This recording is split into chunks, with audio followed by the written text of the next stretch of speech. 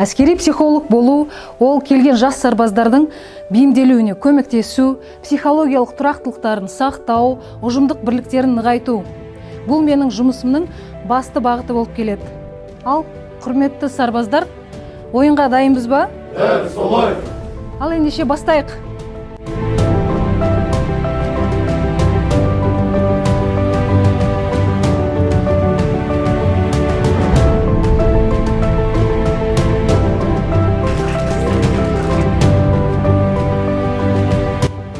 Біздің қызмет тек қызықты ойынды тренингтер ғана жүргізу емес, сонымен қоса әр сарбазбен жеке сұхбаттасып, оның моральды психологиялық жай-күйін анықтау біздің басты назарда.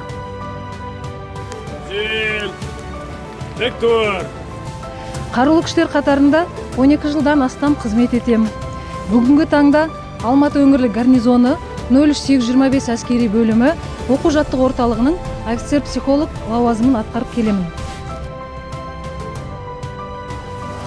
Осы қызмет барысында мен 3 рет әскери парад қатысушысы болдым. Ол дегеніміз ерлік пен табандылықтың белгісі деп ойлаймын.